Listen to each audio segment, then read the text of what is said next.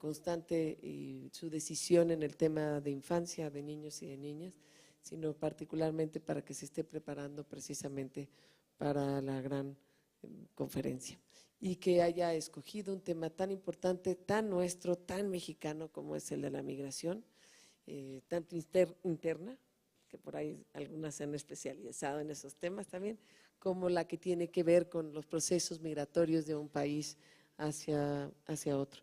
A mí me complace mucho además estar con expertos. El tema de Fundación Telefónica pone en este día especialmente en el centro a los niños y las niñas.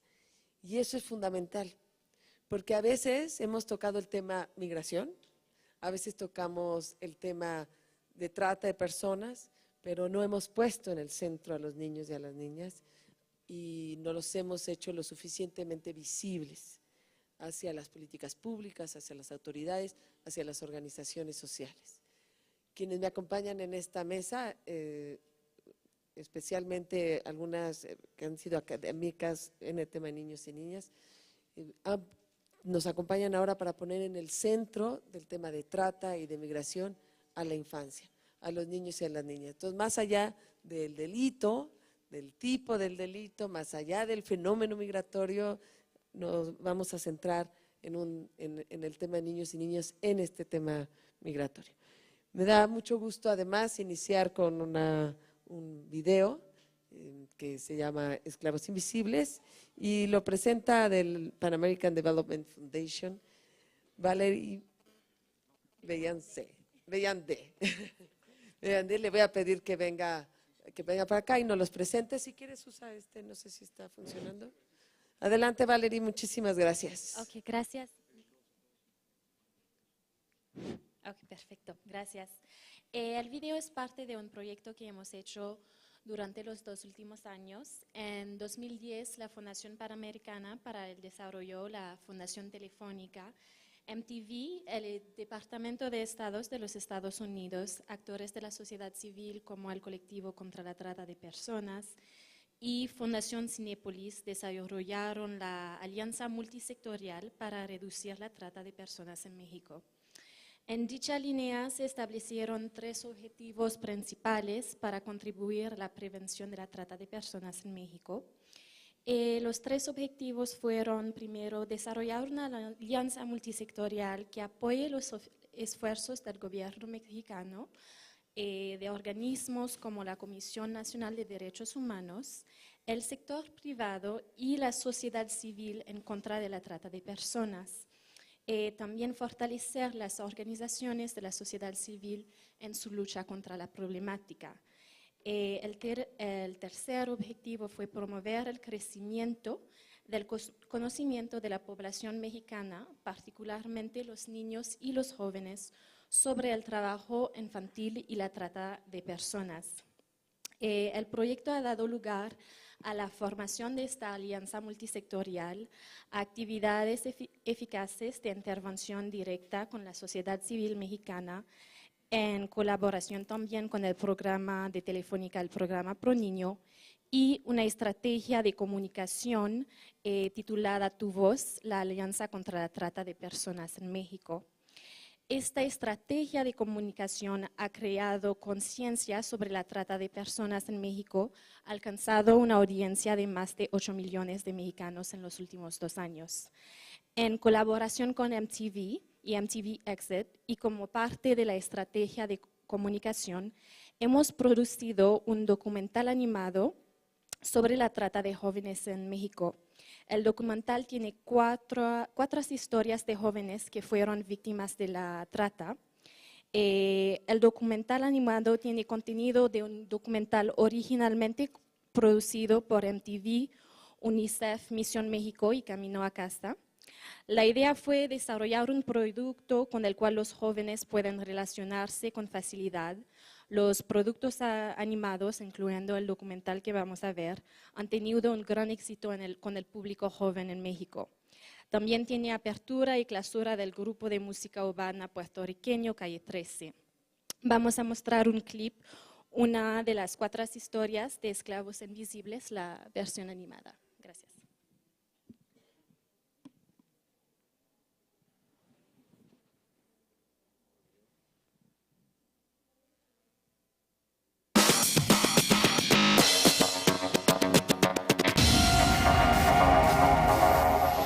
La trata de personas es la esclavitud del siglo XXI y los jóvenes son sus principales víctimas. En Latinoamérica, millones de niños y jóvenes buscan una oportunidad, trabajo, comida, amor, aquello que la vida les negó.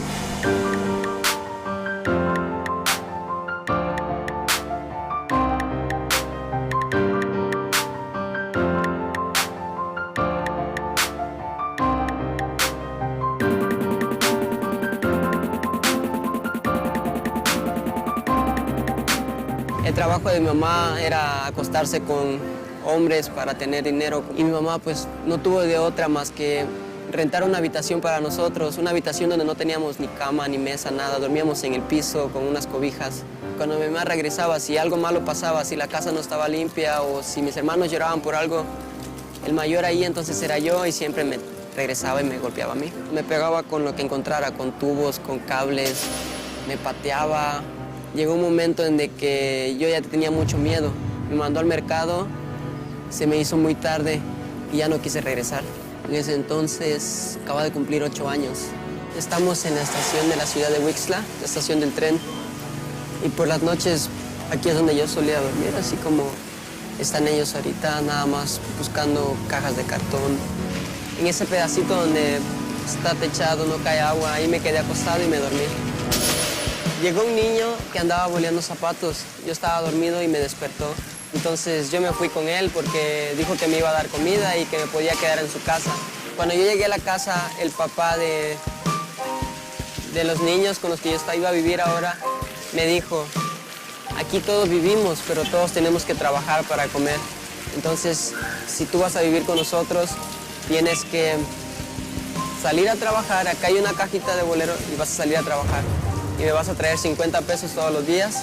El dinero se lo teníamos que dar a él porque, pues si no, también nos pegaba. Pero si se lo dábamos a él, él se iba a tomar y no dejaba dinero para cocinar, para tener comida. En esta situación de vida en las calles, con hambre y desamparo, es común que un niño caiga en la droga.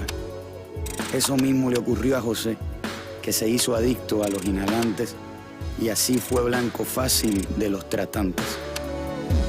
No nos importaba no conseguir el dinero o quedarnos a dormir en la calle, sino ya nos interesaba más comprar nuestra droga. Llegaron personas que nos dijeron, ¿quieren dinero para su droga? ¿Quieren dinero? Nosotros les podemos dar dinero, pero tienen que hacer lo que nosotros les digamos. Ellos me iban a dar unos paquetes, en esos paquetes pues iba a ser, fuera marihuana, fuera crack, fuera lo que fuera. Yo no los podía abrir, pues ellos me daban los paquetes y yo los tenía que llevar. Después de un tiempo me escapé. Una vez andaba yo bien drogado y una señora me miró. Yo llegué y le pedí dinero y la señora me dijo que dinero no me iba a dar porque yo nada más lo iba a usar para comprar más cosas de lo que andaba usando. Me habló de un albergue. Finalmente yo le dije, sí, bueno, pues ya para que deje de estar molestando. Yo estaba acostumbrado a hacer lo que yo quería hacer. Estaba acostumbrado a no dormir en las noches, a caminar toda la noche, a drogarme. Cuando llegué al albergue ya no podía hacer nada de eso. La primera vez que me escapé fue porque dejaron la puerta abierta. Ella salió a buscarme. Me encontró y cuando ella me encontró se puso a llorar enfrente de mí. Cuando ella lloró enfrente de mí, fue algo nuevo que yo sentí. Ella me dijo que ella me quería. Nunca antes alguien había llorado por mí. Nunca antes alguien me había dicho que me quería, que tenía fe en mí, que podía hacer algo mejor. Desde ese entonces ha sido un giro totalmente a mi vida.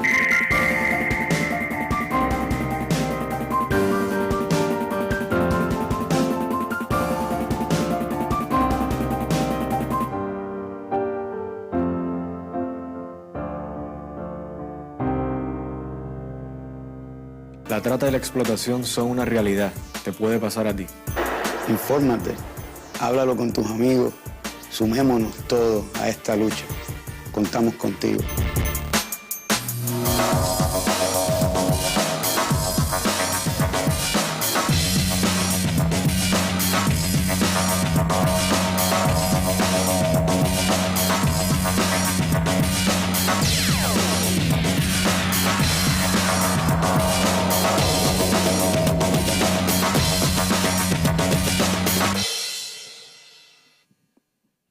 cada uno de nosotros, para nuestros países, los niños, las niñas representan no solo un tema censal, no solo un número, sino también somos nosotros.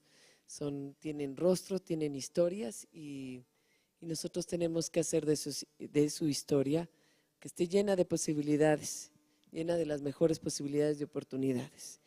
Está en el centro ahorita el tema de niños y niñas, en el centro en relación a la trata.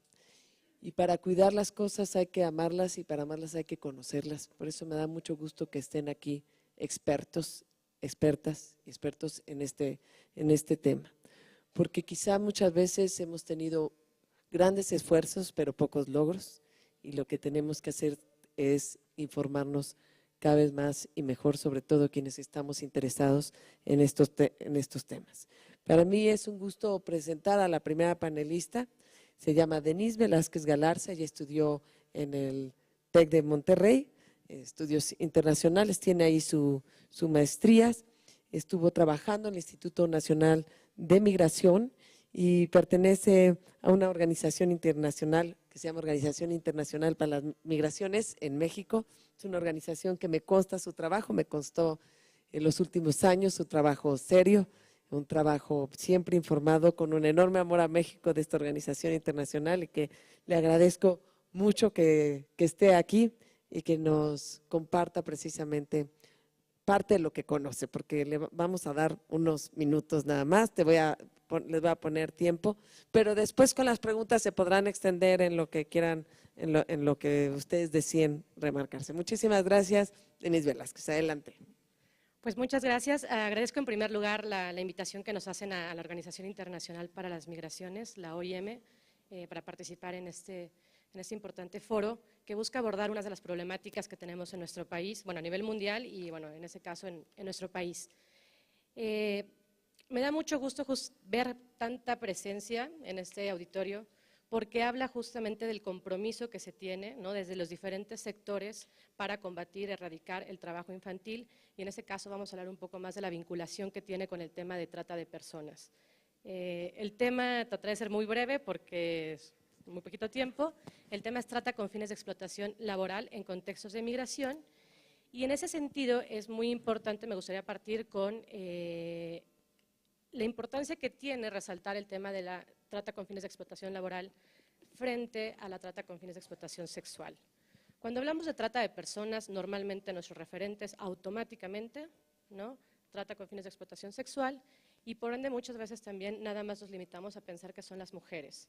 Entonces sí es importante que vayamos visibilizando cada vez más, ¿no?, que es obviamente que esta modalidad de la trata de personas, que incluye también, digo, al igual que la sexual, ¿no?, incluye a mujeres, hombres, niños y niñas. Por supuesto que las mujeres y las niñas y los niños son como el grupo más vulnerable, pero no por ello debemos dejar como la invisibilidad a los demás. Creo que desafortunadamente hemos empezado, ¿no?, ese desconocimiento, esta falta de información, nos ha llevado a normalizar varias de las conductas que en realidad son conductas delictivas, ¿no? Vamos a ir, pretendo, ¿no?, que a lo largo ahorita de mi presentación veamos cuáles son algunas de estas formas que están siendo normalizadas, que no las estamos viendo como una forma justamente de violación extrema a los derechos humanos, en este caso de los niños, niñas y de los adolescentes. Es importante mencionar justamente nuestro contexto geográfico. México se encuentra en el principal corredor de migración a nivel mundial. Por lo tanto, ¿no?, lo que siempre se dice que México es un país de origen, destino, tránsito y retorno de población migrante, justamente lo sitúa en este importante tema de vinculación entre trata de personas y migración. La segunda distinción que me gustaría hacer tiene que ver con poner sobre la mesa la situación de la migración interna y la migración internacional. También, cuando hablamos de migración, tiene una carga automática hacia el referente a esa migración internacional, ¿no?, ese cruce de fronteras, y no pensamos qué es lo que está pasando al interior de nuestras fronteras.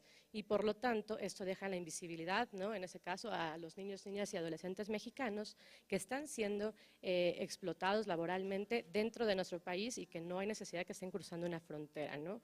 Creo que afortunadamente se ha hecho mucho por visibilizar el tema, ¿no?, de los niños, niñas y adolescentes extranjeros, sobre todo los centroamericanos, centroamericanos que están siendo explotados en nuestro país, ¿no? O que están siendo, o transitan por nuestro país para ser explotados en otros países, pero entonces hemos dejado un poco, creo que, a la invisibilidad el caso de los mexicanos. Y también me gustaría poner sobre la mesa el tema de que la migración como tal no es la causa de la trata de personas, porque se ha dicho, ¿no? Creo que siempre se maneja que la migración es la causa de la trata, y no. O sea, en realidad, ahí hay que hacer dos distinciones. En primer lugar, cuando hablamos, hay dos contextos. Uno tiene que ver con la migración, a veces sucede con independencia del delito de la trata de personas en un origen, es decir, una persona, ¿no? Por esa condición de vulnerabilidad previa, ¿no? Por esta violencia estructural, por estas pobrezas estructurales en todas sus dimensiones, muchas veces se ven ante la necesidad de salir de sus comunidades de origen. Eso está pasando con el caso de los niños, niñas y adolescentes. Están saliendo de sus países ante la falta de oportunidades educativas, de servicios médicos, ¿no? Estas, como decíamos, estas pobrezas estructurales, ¿no? Esta violencia institucional en muchas ocasiones, que hace que tomen la decisión de emigrar. ¿Qué es lo que pasa? Ahí hay dos supuestos. Puede haber uno en el que la situación, la migración está involucrada, ¿no? con la situación de trata de personas, es decir, una persona busca hacer el traslado con fines de explotación, ¿no? Ve a un niño, ¿no? En situación de vulnerabilidad y decide que lo va a trasladar, en este caso, por ejemplo, si hablamos de Centroamérica y México, lo trasladan a México con esa finalidad de explotarlo. Esa sería una. Y la otra es que este niño salió huyendo a través de violencia intrafamiliar, llega a México y se aprovechan de esta situación de vulnerabilidad que muchas veces vienen solos o vienen separados, ¿no? Vienen en compañía de un familiar que no es un familiar directo, y entonces se aprovechan de esta vulnerabilidad. Entonces es importante que vayamos situando que la migración no es la causa, ¿no? de la trata de personas, sino es el contexto migratorio, este desarraigo, ¿no? Del cual pasa cuando una persona cruza, está fuera de su contexto habitual, ¿no? Es lo que hace también, magnifica, digamos, que estas vulnerabilidades previas. Y cuando hablamos de desarraigo, no es esta falta de redes sociales, esta falta de redes familiares, esta falta de conocimiento del país en el que estén llegando, ¿no? Y me gusta mucho usar un ejemplo siempre en las capacitaciones que damos, que tiene que ver con qué pasaría si yo ahorita bajo engaños, ¿no? Los llevo, por ejemplo, a Japón, y entonces están siendo todos ustedes obligados, ¿no? Digamos que están siendo explotados sexualmente, vamos a poner el ejemplo. ¿A quién le pedirían apoyo? ¿A quién se les ocurre? A la embajada. ¿Cuál es el teléfono de la Embajada de México en Japón? No lo sabemos, ¿no? No cargamos el directorio, no estamos, obviamente no tenemos esos conocimientos. Digo, podremos saber de que la embajada nos puede apoyar, pero no tenemos ese conocimiento, ¿no? Y además está la barrera del idioma, ¿no? ¿Qué pasa si le hablamos a la policía? Bueno, ¿qué número? ¿No? Bueno, suponiendo que la atinemos al 911, les contesta alguien que nada más habla japonés. Está la barrera también del idioma. Y si a eso agregamos, que yo les digo que, no sé, la prostitución está penada con muerte y ustedes están siendo obligados a prostituirse, ¿no? Muy probablemente no van a querer denunciar más las amenazas y todos estos contextos. Entonces es muy importante ver el papel que juega el desarraigo, ¿no? Esos traslados ponen una situación de vulnerabilidad adicional, ¿no? a estos niños y niñas, pero muchos de los casos ya traían una situación previa. Y en ese sentido también es importante hacer la diferencia entre trata y tráfico, ¿no? También se han utilizado como sinónimos, y es importante, ¿no? visibilizar que la trata de personas puede ocurrir inclusive cuando no hay ningún traslado internacional, ¿no? Que es la parte que a veces creemos que necesariamente hay ese cruce de fronteras y por eso nada más nos abocamos, no contemplamos la trata también interna. Entonces es importante que el tráfico tiene que ver con este traslado, este cruce de fronteras, ¿no? Al ingresar a un país el cual no se tiene la documentación necesaria o se ingresa con documentación apócrifa, ¿no? O sea, básicamente lo que conocemos como pollero, coyote, la labor que hace un collero o coyote es la parte del tráfico. Y entonces vemos obviamente que hay que distinguir claramente entre lo que es trata y tráfico. No se quita esa parte del… Me están aquí presionando ya.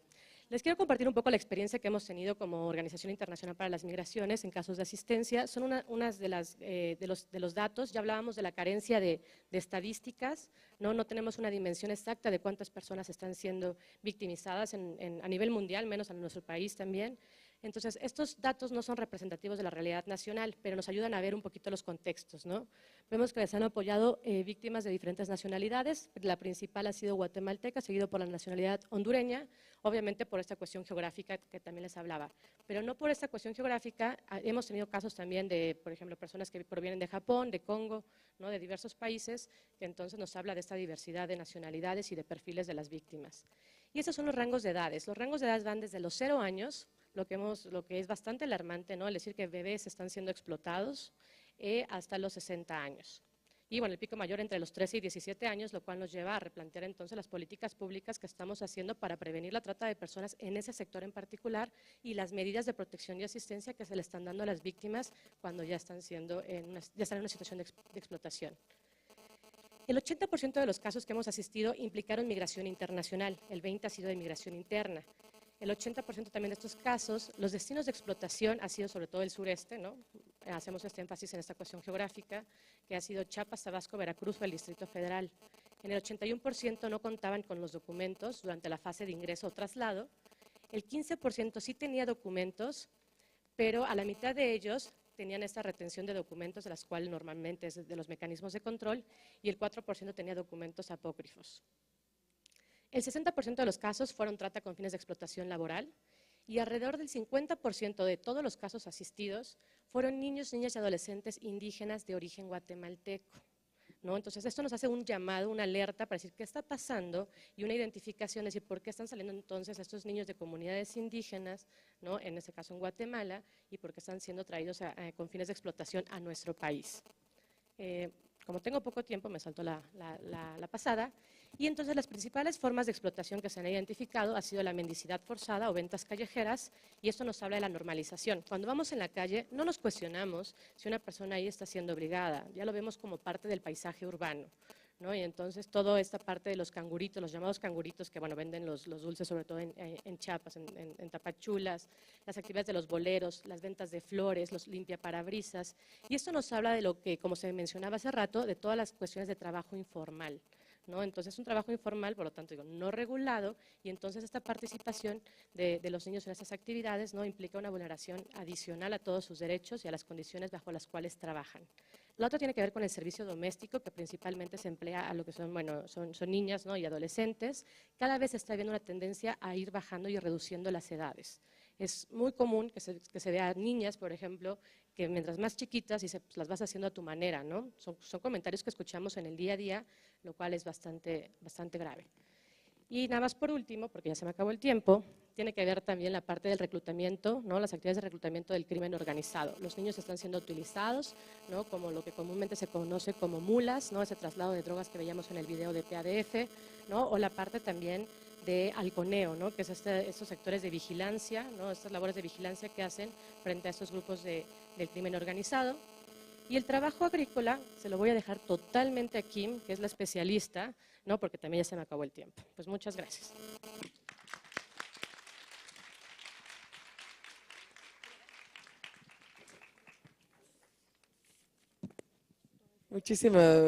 Muchísimas gracias, Denise. Es que en la hora de preguntas aprovechenlas porque son las expertas.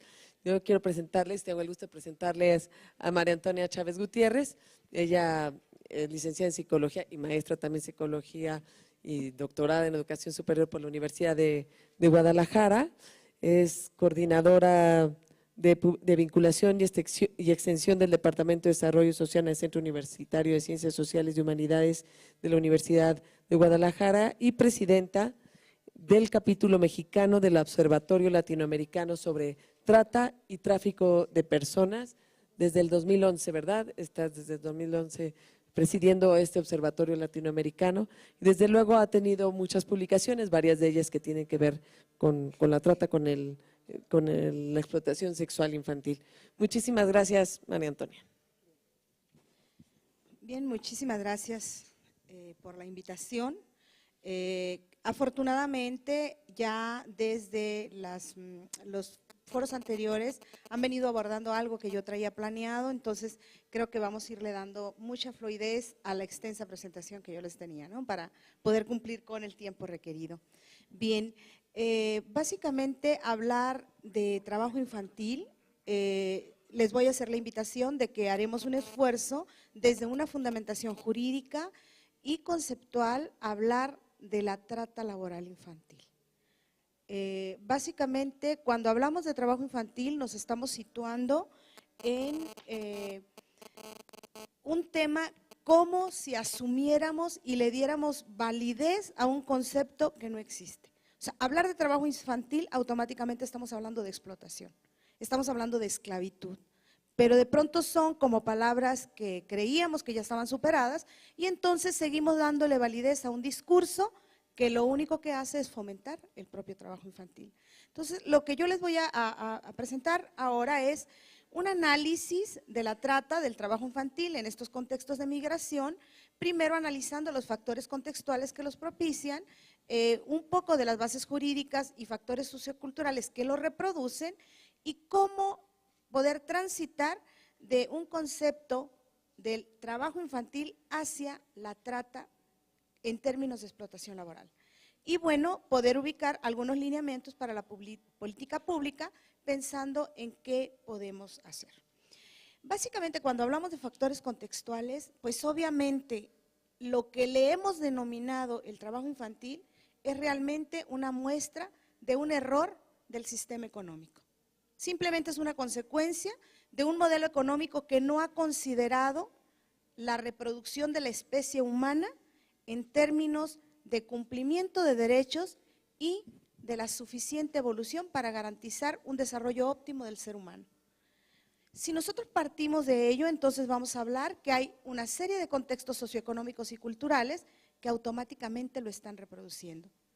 Entonces, asumir la responsabilidad en términos de causales del trabajo infantil, mal denominado, por supuesto, trabajo infantil, estamos hablando de cómo estamos generando aquellos contextos que lo único que van a garantizar es que este problema, en la medida que nosotros no atendamos los factores contextuales y fomentemos la cultura de la reproducción, simplemente vamos a estar en el siguiente siglo hablando de nuevo de objetivos del milenio que no vamos a poder cumplir y vamos a estar hablando de consecuencias ampliadas o complicadas.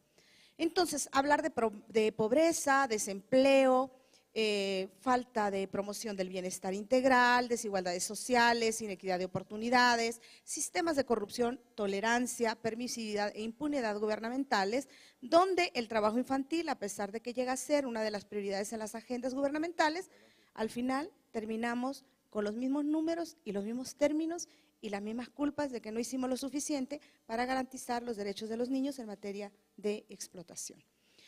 Por supuesto, la migración, como ya lo ha señalado Denise, es uno de los factores que hacen mucho más vulnerables las condiciones de reproducción de la esclavitud de los niños.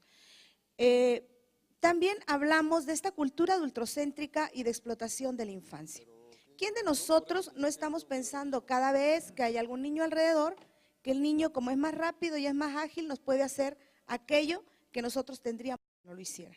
Entonces, estamos hablando de esquemas de poder donde los adultos decidimos cómo utilizar a los niños y si bien es cierto, hemos hablado ahora de ese concepto del trabajo infantil, solamente aquello que puede ser pagado y utilizado en ámbitos externos a las vidas domésticas, no hemos considerado esa reproducción donde al interior de las familias y de las comunidades a los niños se utilizan en beneficios propios sin siquiera identificar y visibilizar que estamos hablando también de explotación y de abuso del poder.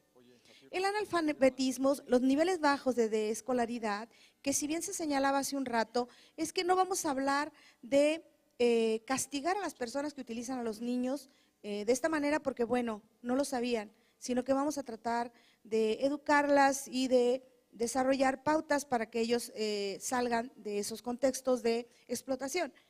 En la medida que nosotros creamos que tenemos nosotros el derecho a hacer justicia, pues entonces estamos invisibilizando el avance que hemos tenido en materia de derechos humanos y bueno, ¿para qué construimos leyes y finalmente nosotros vamos a decidir de manera muy doméstica por dónde está la solución?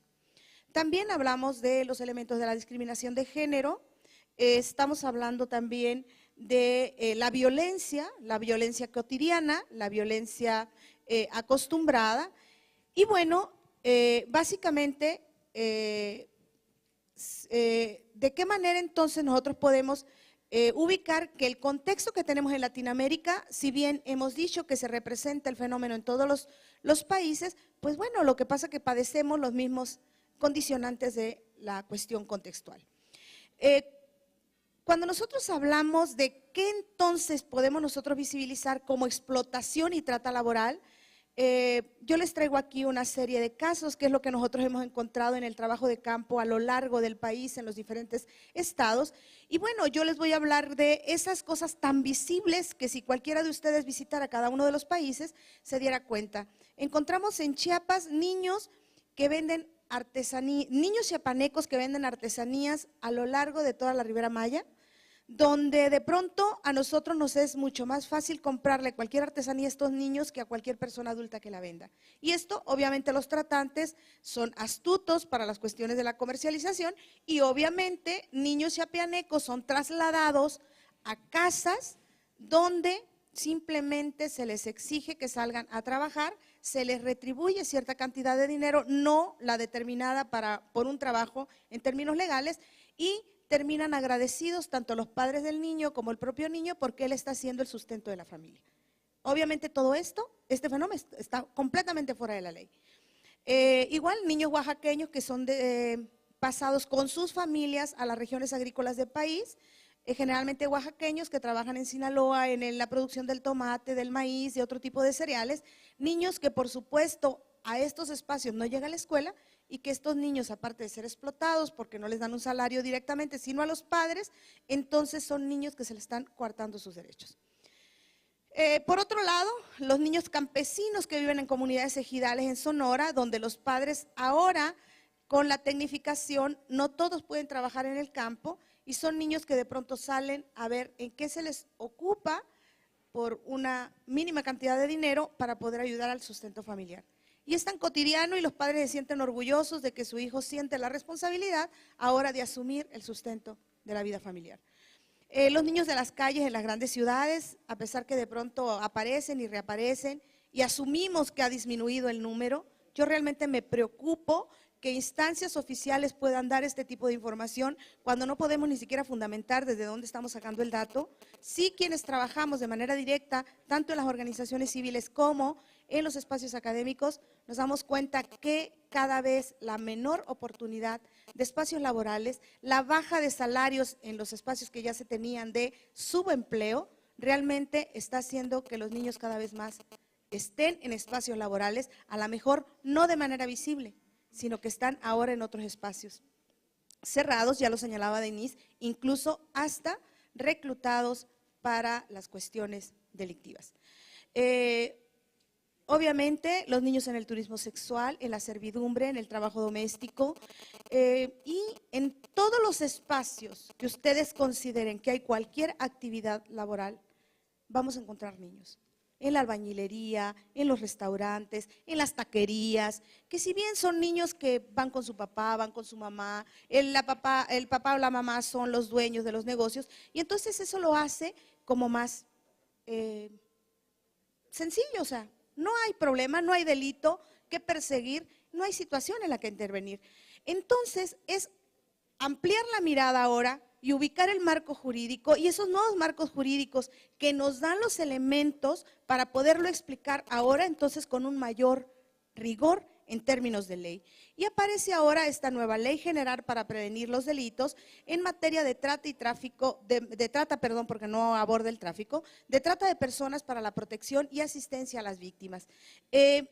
Esta misma nos da en el artículo 10 todas las vertientes en las cuales se puede comprometer una persona en un delito en términos de trata.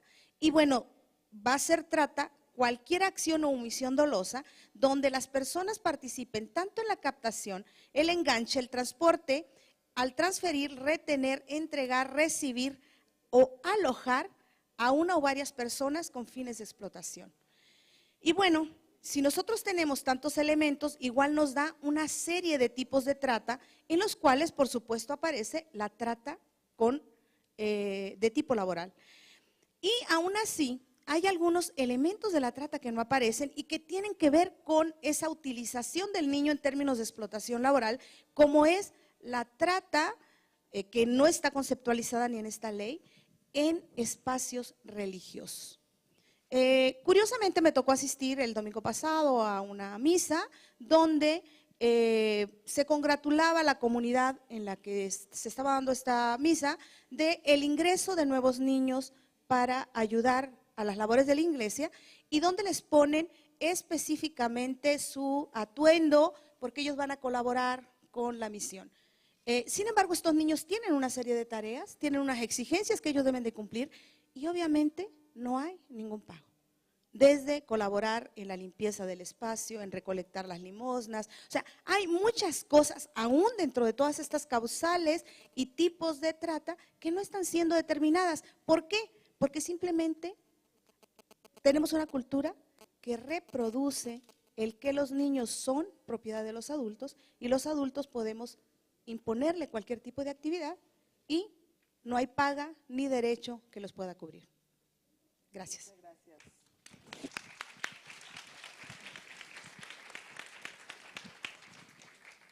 Tengo ahora el gusto de presentar a Rosa María Orozco. Ella fue legisladora, como diputada federal, realmente fue una promotora, impulsora, incansable de la Ley General, de la propia iniciativa de la Ley General para prevenir, sancionar y erradicar los delitos en materia de trata de personas y para la protección y asistencia a las víctimas de estos delitos. Ella ha sido reconocida en el Newsweek en Nueva York como una de las mujeres más valientes de México y también a nivel mundial. Preside ahora una comisión unida contra la trata. Ella se ha encargado de hacer público y de hacer visible este tema de trata de manera general, y desde luego pues la conocemos, la relacionamos inmediatamente con la defensa, sobre todo de las víctimas. Muchísimas gracias a Rosy Orozco por estar aquí. Muchas gracias a ti, Margarita, porque siempre apoyaste esto y hoy sigues apoyando a niños y a niñas. Gracias a Telefónica. Yo quisiera, en honor a Telefónica, pues leer algo, porque hoy es 21 de marzo, y leer algo que dijo precisamente Juárez. Dijo: libre y para mí sagrado es el derecho de pensar. La educación es fundamental para la felicidad social. Es el principio en el que descansan la libertad y el engrandecimiento de los pueblos. Lo primero que pienso al leer esta frase es que Juárez, además de que era indígena y que hoy precisamente, como bien lo han dicho las personas que me antecedieron, estoy muy honrada de estar en este foro con cada una de ustedes, con Fernando Batista y por supuesto con Margarita Zavala, pero una de las cosas que pensaba yo es la importancia que tiene primero lo más básico, que se nos olvida a veces a todos y a todas. El que salva una vida, dice un judío, salva al mundo.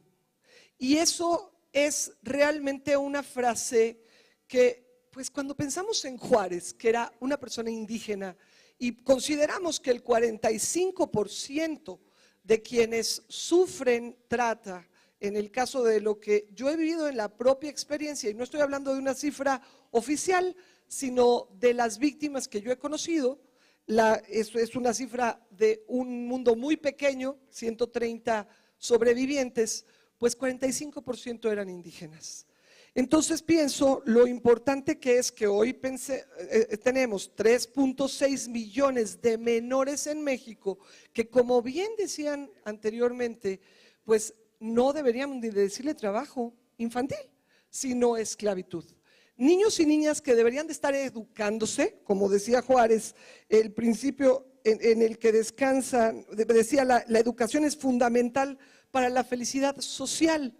Un niño y una niña que le es cortado su proyecto de vida, que no está estudiando, que no está conviviendo con niños de su edad y que además de todo tiene una responsabilidad que no es propia de su edad, desde ese momento estamos lastimando el proyecto de vida en total y por supuesto el desarrollo de su personalidad. Estamos hablando, como bien decían en una gráfica, que la mayoría pues están en edades muy chicas, la mayoría de las víctimas de trata, como bien lo decían, de 11 a 17 años. Y bueno, uno podemos hoy decir que 1 de cada 8 niños y niñas se encuentran en una situación de explotación infantil. 1 de cada 8. Es gravísimo. Aquí estoy tratando, no sé si se le acabó la pila, pero ok. Son la mayoría, yo lo que estudiaba, porque además tenemos diagnósticos de muchas organizaciones muy valiosas, un diagnóstico que está por entregarse de parte de Secretaría de Gobernación y la ONU, que va a ser valiosísimo para las políticas públicas, pero la mayoría en campos agrícolas. Yo quisiera hacer un primer llamado a la sociedad, que es denunciar aquellas empresas, fincas, pseudoempresarios, vamos a decirles, que utilizan la mano laboral de niños. Porque podríamos iniciar como sociedad civil a decir, no comas este chocolate, como lo hacen en otros países, porque explotan a niños y a niñas. Porque en lugar de ayudar esta marca tan importante a que los niños y las niñas estudien, como lo hace Telefónica, esos niños y niñas de esos pseudoempresarios son explotados laboralmente para un provecho económico. Yo sí quisiera, y sí es importante, hubo mucha discusión en la Cámara de Diputados cuando se logró la ley, que es perfectible, estoy de acuerdo contigo que es muy perfectible, yo espero mucho de los diputados de la 62 legislatura, podríamos inventar muchos tipos de trata, porque igualmente alguien que es scout realiza trabajos y tiene responsabilidades y pues está en una comunidad. Y también habría entonces trata artística, porque hay niños que trabajan artísticamente y ni todo mundo es Sergio Andrade, ni todo mundo es Maciel Maciel. Hay sacerdotes extraordinarios, hay productores de televisión extraordinarios y también por ahí querían ya inventar la trata política, porque muchos políticos utilizan a mucha gente para llegar a la posición que están buscando y ponen a trabajar a la gente desde las 6 de la mañana hasta las 12 de la noche sin descanso, les prometen cosas que luego no les cumplen, y entonces pues podríamos inventar la trata política. Y bueno, pues así podríamos inventar muchas tratas. Y fue una discusión que se llevó a cabo, que llegamos a la conclusión pues de que no podíamos inventar tantas tratas, ¿no? Y yo creo que si vamos primero a rescatar a los niños y niñas, todos estamos de acuerdo. Ahí es donde nos pusimos de acuerdo 500 diputados y salió una ley que la votaron por unanimidad, algo muy difícil de verse. En 2012, el trabajo infantil creció un 12%. Eso es preocupante. Esta es una cifra de la ONU, de la UNAM. Y esto es preocupante. Algo está pasando donde estamos viendo normal que un niño o una niña esté sin estudiar, esté en una situación de explotación y nos hemos deshumanizado. Yo creo que la sociedad hoy, gracias a estos llamados, gracias a todos mis compañeros que están aquí que hacen un trabajo tan extraordinario, pues hoy hay más conciencia de lo que es la trata de personas y de que a todos nos afecta.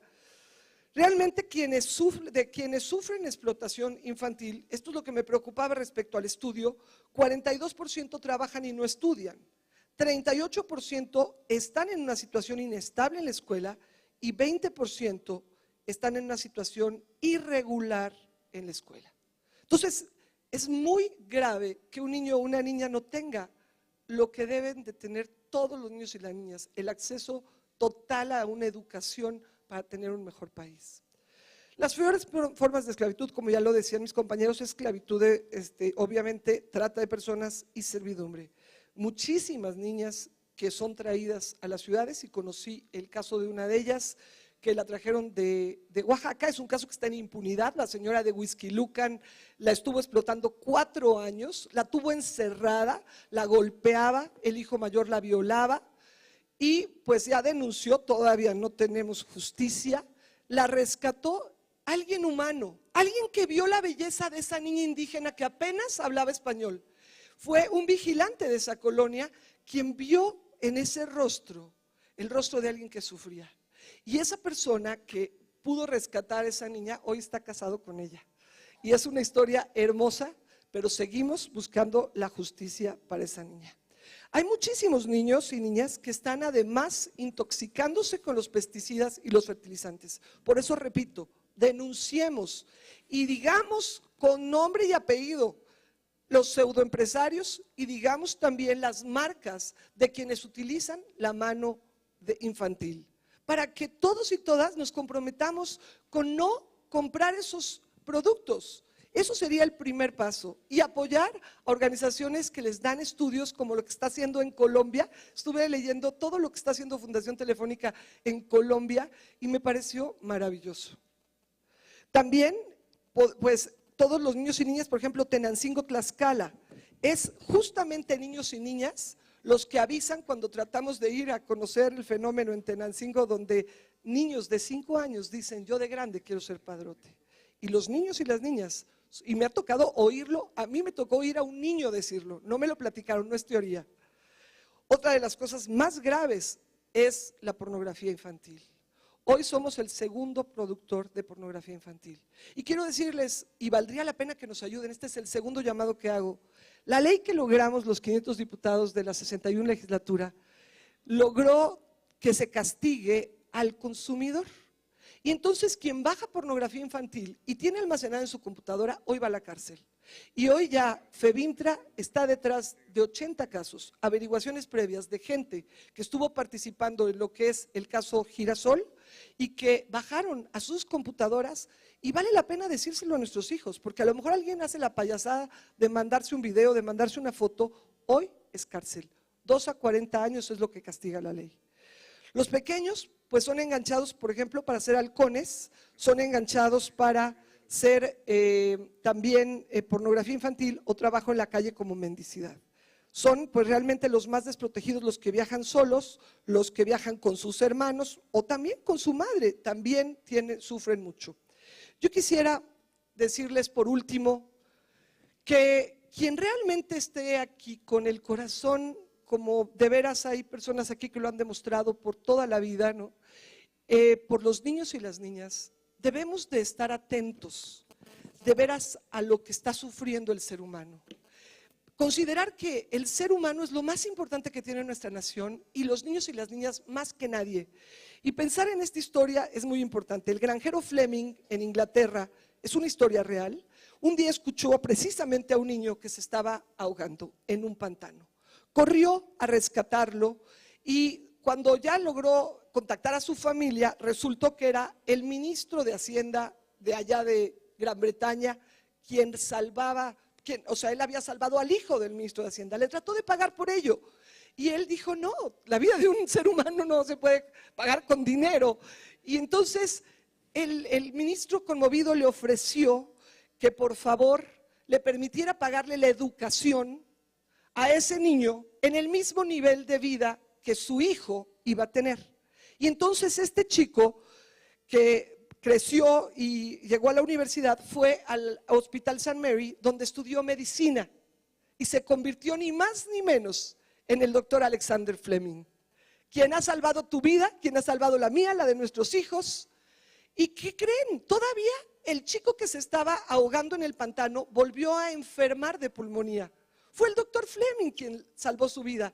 ¿Y saben cómo se llamaba el hijo del ministro? Se llamaba Sir Winston Churchill. El que salva una vida, salva al mundo. Y más quien salva a niños y niñas. Muchas gracias a Fundación Telefónica. Muchísimas gracias. Muchas gracias, Rosy. Voy a presentarles a Fernando Batista.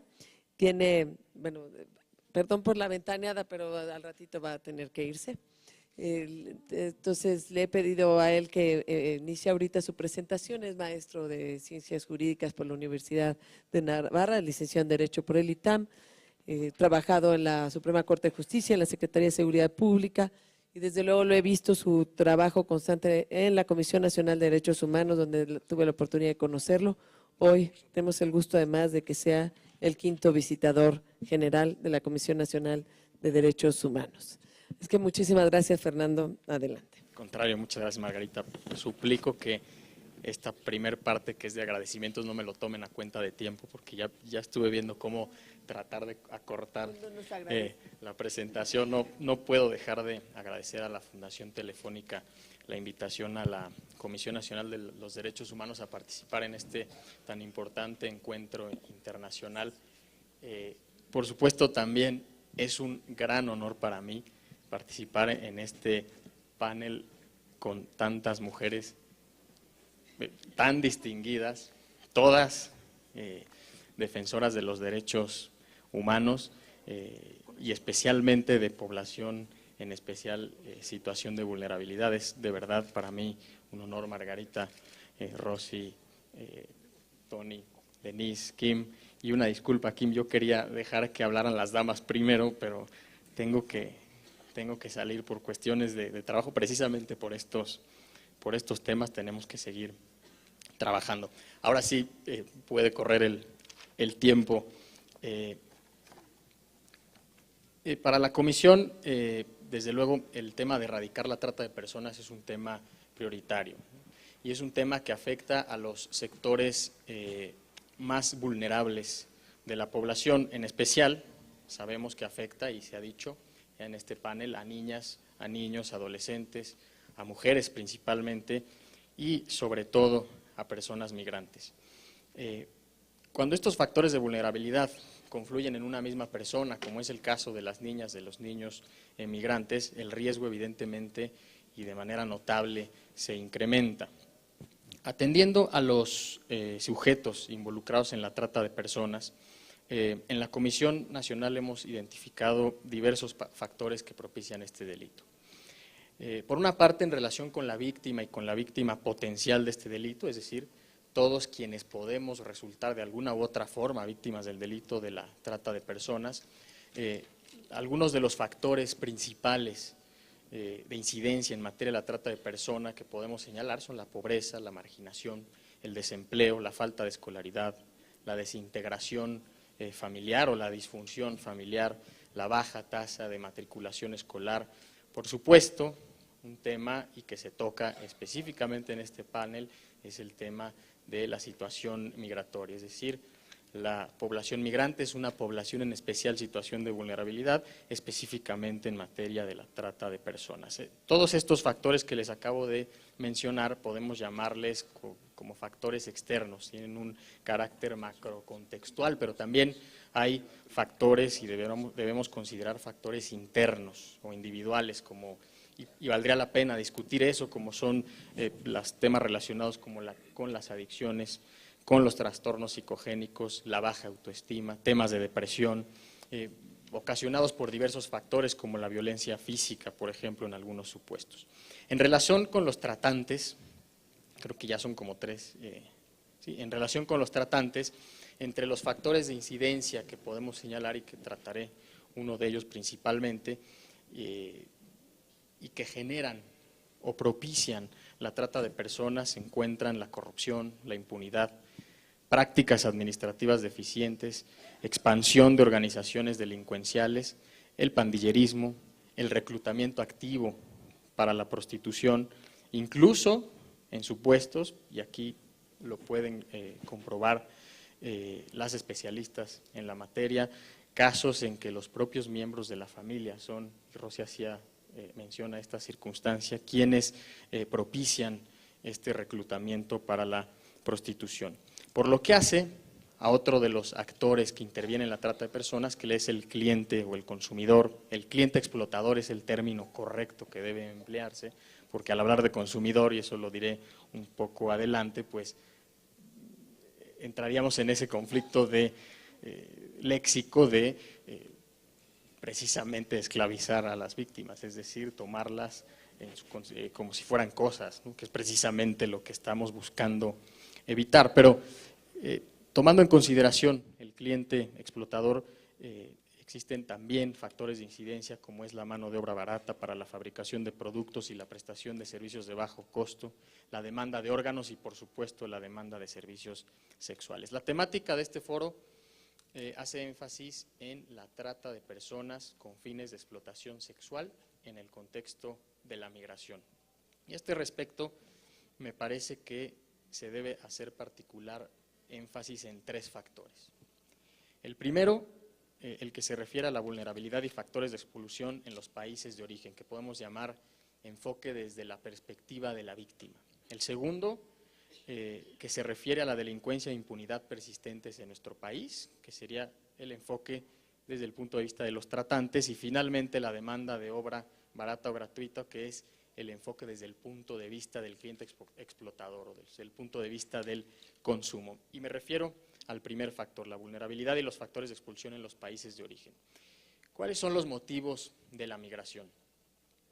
Decía Sabater que con frecuencia a la población migrante no es la luz la que los guía, sino las tinieblas las que los empujan a salir de su lugar de origen, de su hogar, de su patria, en busca de mejores oportunidades de vida. Es claro que la población migrante indocumentada, que es de la que vamos a hablar principalmente en este panel, no migra por gusto, sino por necesidad. Y la trata de personas afecta específica y especialmente, y de manera muy particular, a este grupo de población migrante indocumentada que transita en este supuesto por el territorio nacional, que se encuentra en una especial situación de vulnerabilidad. Me voy a saltar 2 diapositivas, me iré en específico y en cuestiones de vulnerabilidad a referirme de las niñas, de los niños y adolescentes migrantes, un tema que hemos trabajado mucho en la Comisión Nacional de los Derechos Humanos.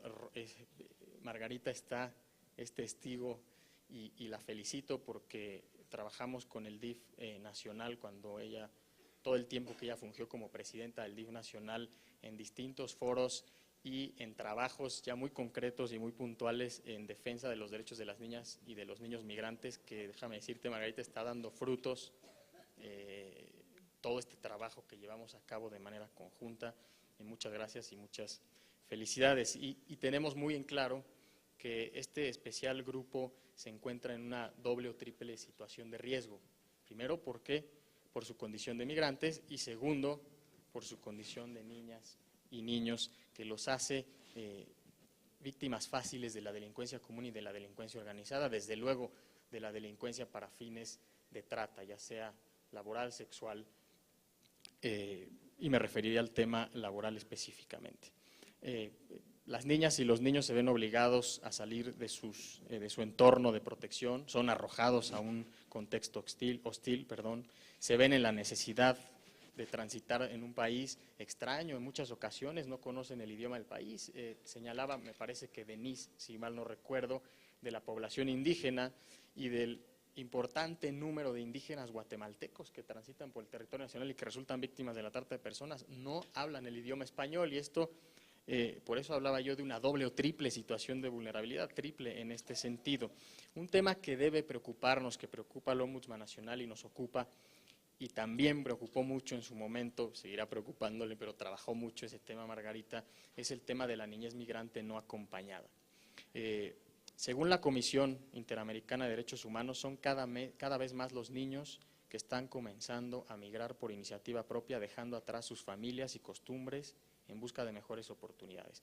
Estados Unidos, por ejemplo, recibe una cifra anual de 90,000 niñas y niños que viajan no acompañados. Es una cifra verdaderamente importante y es derivado de estos factores de vulnerabilidad que los niños, estos específicamente, a un niño desconociendo el idioma del país y que viaja no acompañado, bueno, es una doble o triple situación de vulnerabilidad que desde luego los hace víctimas fácil de los tratantes.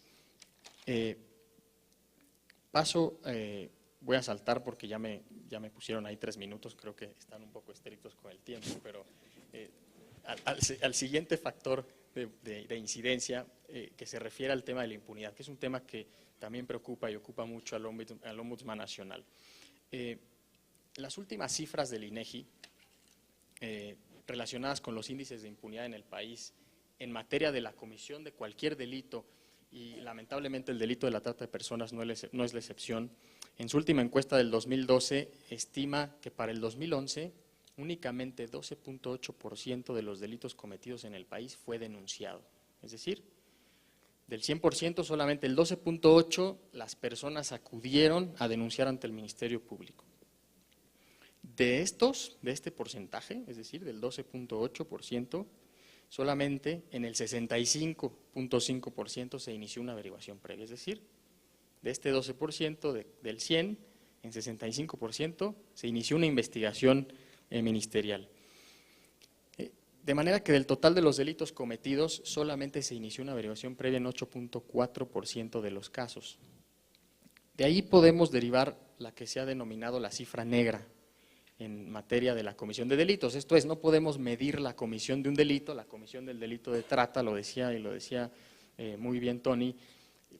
En materia de cifras es muy complejo y sobre todo en materia de trata de personas derivar los índices de impunidad. Yo voy a procurar hacer un ejercicio para tratar de llegar a lo que podemos inferir que es el índice de impunidad o la cifra negra en materia de la trata de personas.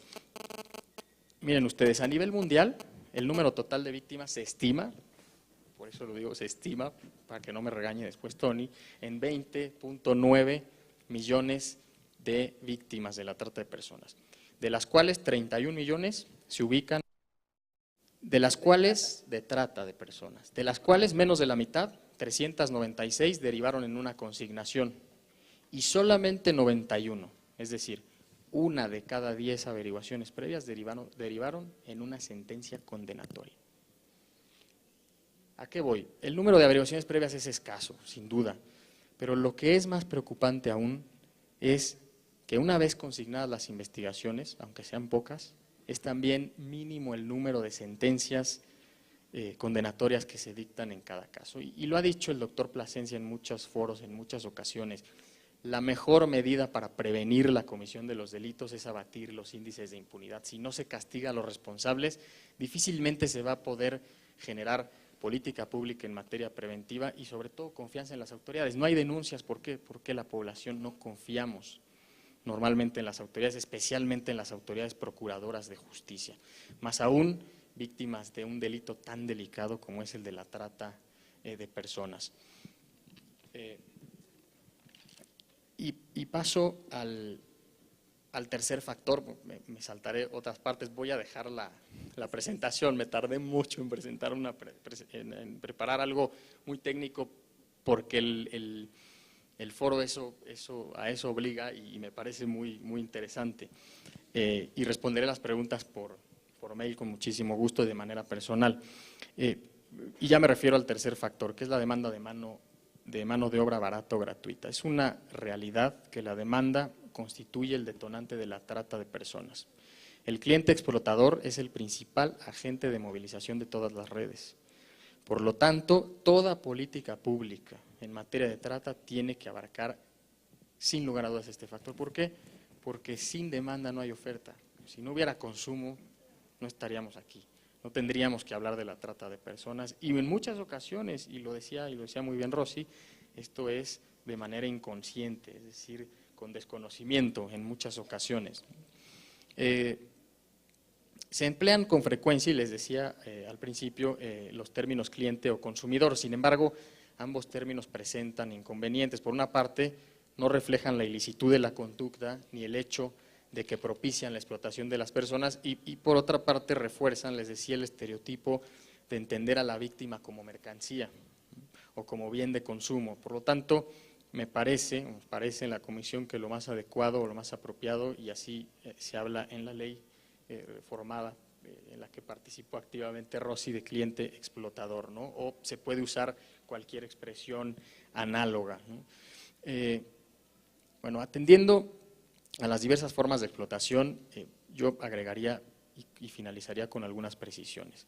En la trata con fines de explotación laboral, que es el tema principal de este panel, el beneficiario de la explotación suele ser el dueño o el administrador de una finca. Se hablaba de los jornaleros agrícolas, Rosy hacía mención a esto, de una empresa también, establecimientos o talleres en que se somete a personas en condición de esclavos o equivalentes. Y el beneficio radica en la obtención de servicios o de mano de obra barata o de mano de obra a bajo costo, ¿no? Y dejarles esta reflexión que me parece importante relacionada con el consumo en materia de la trata de personas, y es el grado de responsabilidad, que puede ser ética, que puede ser social, que puede ser jurídica, del consumidor final, ¿no?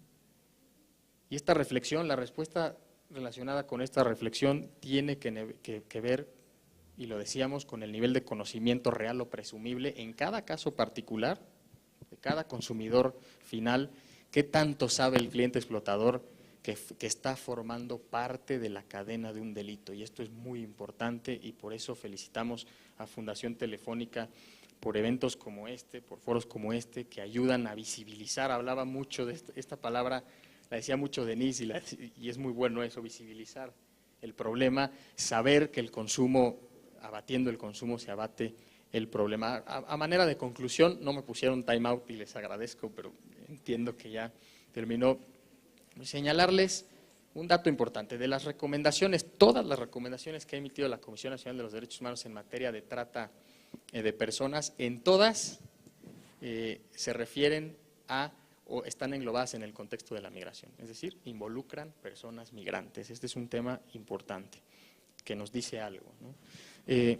Sabemos y estamos conscientes en la Comisión que se necesita una estrategia integral para hacer frente a este delito, que debe incluir como mínimo el impulso a un marco jurídico eficaz a nivel local y las reformas que sean necesarias para la ley que con tanto esfuerzo salió adelante.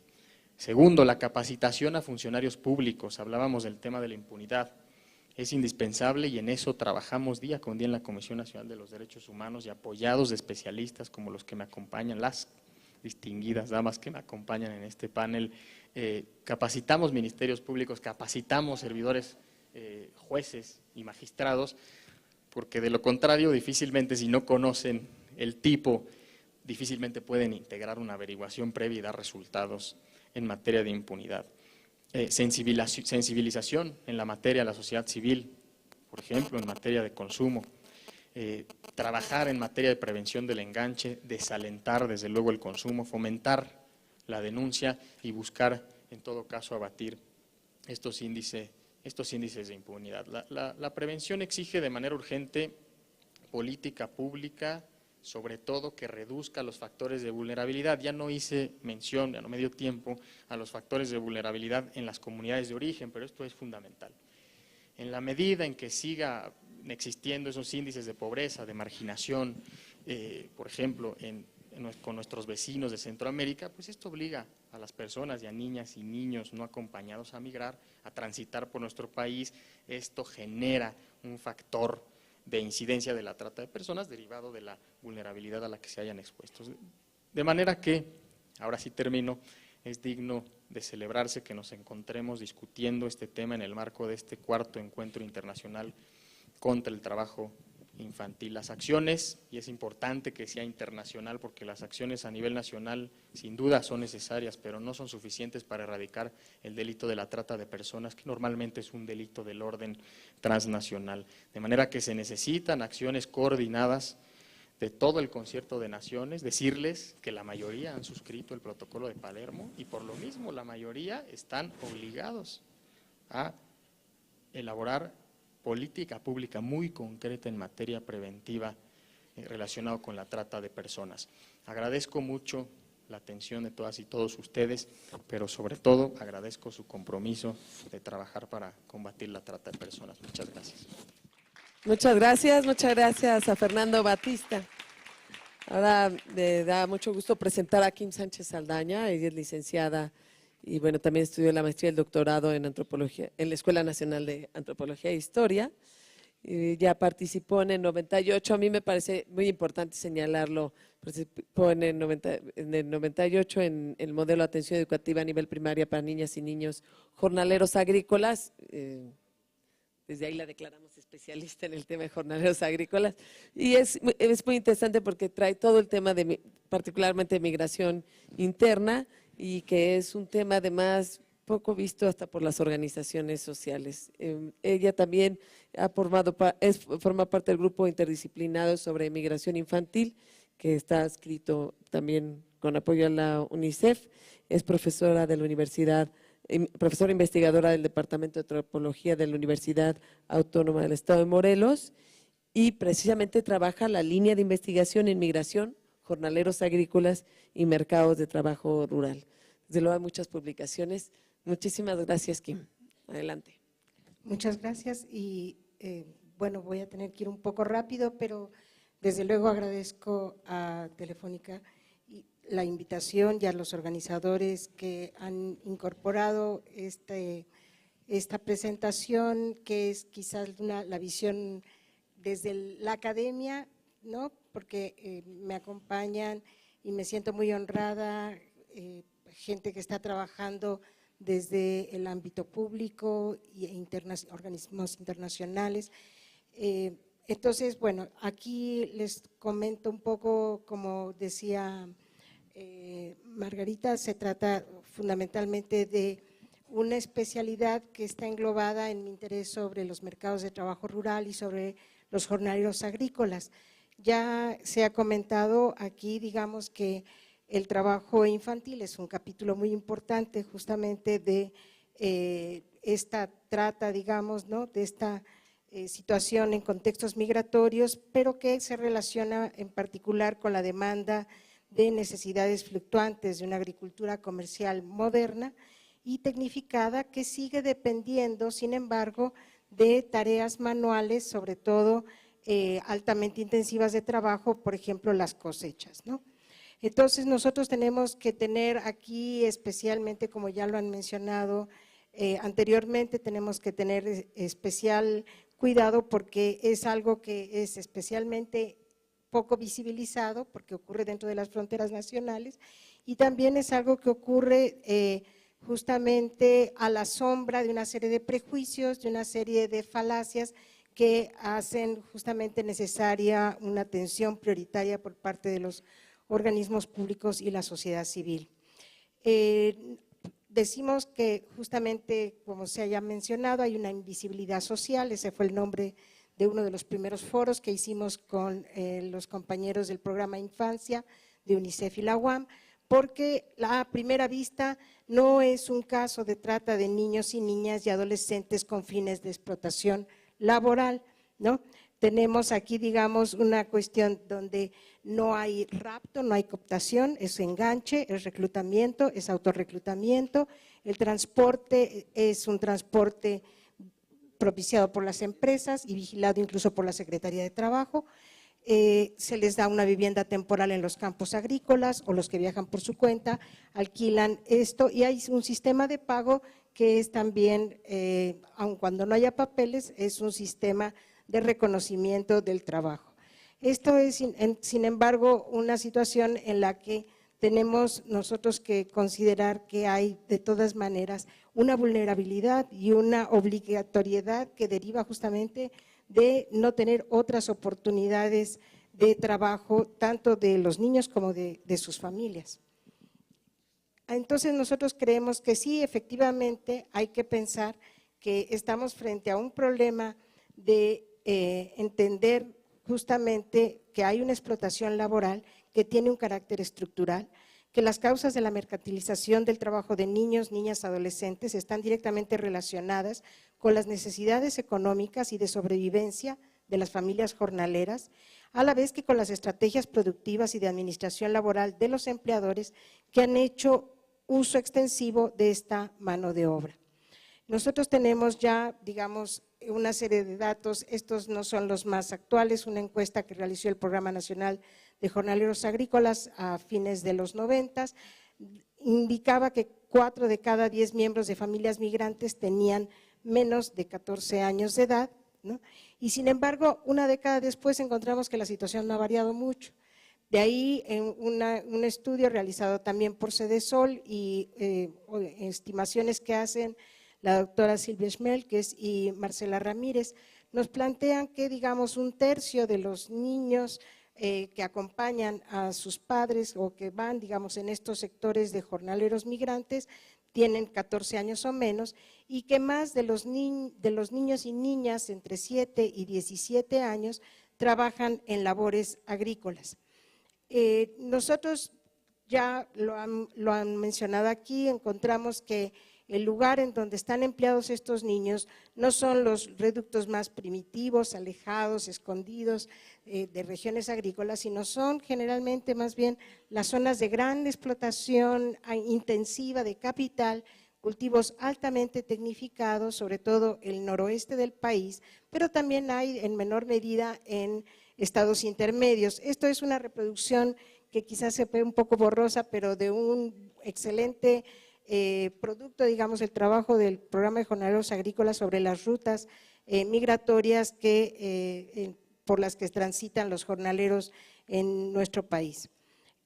Tenemos entonces aquí que se trata de modelos productivos que combinan una alta tecnología, por un lado, incluso nivelación de suelos con láser, ¿no?, al lado de una explotación de labores no mecanizadas que garantizan justamente la alta rentabilidad y la alta calidad de todos estos productos que son incluso en gran parte para la exportación. Entonces nos enfrentamos a una política laboral diferenciada para los peones de campo que por un lado tienen entonces bajos salarios, sistemas de pago que propician la intensificación de trabajo como es el pago a destajo, una fuerte fluctuación de demanda y consumo de trabajo y también una tendencia de las políticas laborales de externalizar las responsabilidades a los propios trabajadores y sus familias o a los intermediarios.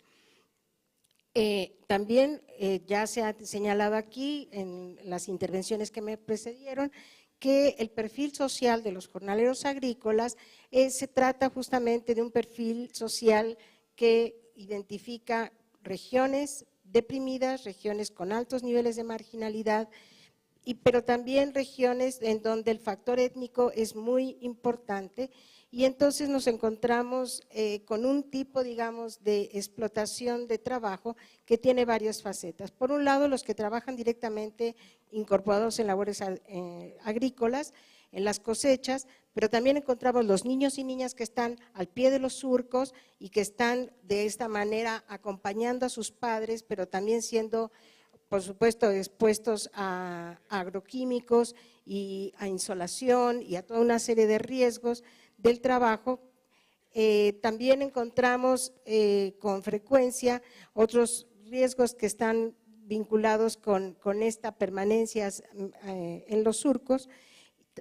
Pero también hay otra faceta más que es importante subrayar, que son los niños que ayudan a sus padres a que estén todo el día en el campo y que entonces se encargan de sus hermanos menores. Son los encargados de asear la vivienda temporal, de lavar a los hermanos, etcétera. Y entonces estos niños que aparentemente no están, digamos, propiamente trabajando, laborando, son sin embargo una extensión de la explotación de la que son objetos sus padres y que ayudan en este sentido también al empleador a externalizar los costos de reproducción de la fuerza de trabajo. En algunos pocos casos, el programa de jornaleros agrícolas ha logrado tener comedores infantiles, ha logrado tener guarderías, pero siguen presentes los riesgos a la salud, los riesgos a ejercer sus derechos en todo sentido.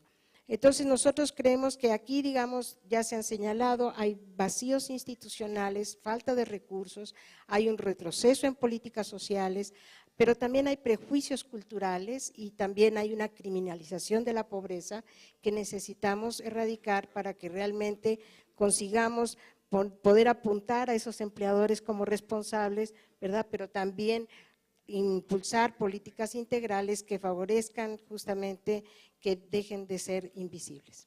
Muchas gracias. Muchísimas gracias. Vamos a empezar a lo que es vamos a meterle un poquito de prisa, pero yo quisiera preguntarles primero, ¿dónde conseguimos sus presentaciones? Nada más quiero saber si hay alguien aquí de Fundación Telefónica que nos diga si podemos, si hay alguna, si luego nos dicen a dónde podemos conseguir las presentaciones ¿las van a subir a la propia página del encuentro? Ok, dicen que la van a subir a la próxima, a la página del encuentro, porque para todos los que estamos aquí nos dimos cuenta de que no se dijo todo lo que se quería decir y la verdad también, pues del expertise que ustedes traen y de la importancia para todos los que y todas las que trabajan en el tema de niños y niñas, saber todas estas cosas, porque como sea, pues son puntos de referencia, porque sé de varias organizaciones que están presentes. Déjeme hacerle una pregunta, un poco para centrarlo del tema, la primera sería la migración, para meternos al tema de la mesa. La migración es un factor, como se dijo, para el trabajo infantil, pero es un factor que todavía propicia más o pone en mayor riesgo para las peores formas de trabajo infantil. Yo sí quisiera que quede aquí muy, muy claro. Vamos a pedirle, si no te importa, Kim, contigo empezamos para irnos de atrás para adelante. Ok, muchas gracias. Yo creo que justamente, aunque parezca sobrado decir, como ya lo mencionaron, ¿por qué propicia la migración? ¿Por qué vuelve esta gente vulnerable? ¿Por qué los niños, niñas, adolescentes son más vulnerables en contextos migratorios? Sea migración internacional, con mayor razón, pero también migración interna. Pues básicamente porque estos niños están justamente desarraigados, como ya se mencionó anteriormente, porque no hay redes sociales suficientes que estén vigilando, que estén cuidando y que estén justamente previniendo, ¿no?, que se expongan a situaciones desconocidas, a situaciones en las que pueden ser víctimas de uno u otro abuso, ¿no? Entonces nosotros tenemos, por ejemplo, en el caso de los niños y niñas jornaleros agrícolas, aun cuando algunos viajan solos, como lo ha detectado el Programa Nacional de Jornaleros Agrícolas, la mayoría de ellos viajan con sus familias. Entonces uno puede pensar, bueno, entonces las familias los padres son los explotadores. Pues no, o sea, realmente aquí, como ya mencionaban antes, es la demanda la que está creando esta situación, ¿no? Es un sistema estructural que ha ido construyendo justamente la necesidad de que las familias tengan que recurrir a un trabajo colectivo de todos sus miembros. Entonces, esa situación hace que sean especialmente vulnerables porque están además en campos agrícolas, no es su pueblo, no es su comunidad. Ahí ellos ya están de por sí en una situación de desventaja, son como allegados, ¿no? Exactamente.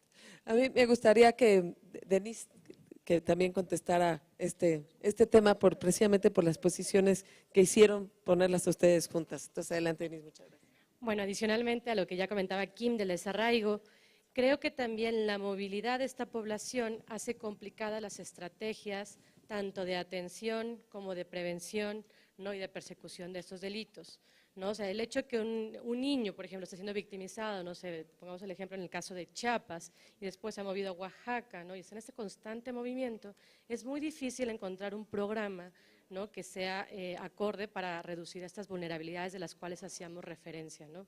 Entonces, sí me gustaría que pusiéramos muy en claro, ¿no?, estas causas estructurales de las cuales estábamos hablando, todos esos contextos de violencia que hacíamos referencia, ¿no?, violencia sexual, violencia intrafamiliar, violencia institucional, ¿no?, y estas pobrezas en todas sus dimensiones, ¿no?, que son es la raíz, ¿no?, de esos problemas que hacen que la gente se vea ante esta necesidad de emigrar. Entonces, lo que tenemos que hacer es justamente programas que busquen revertir esas condiciones de vulnerabilidad en las comunidades de origen.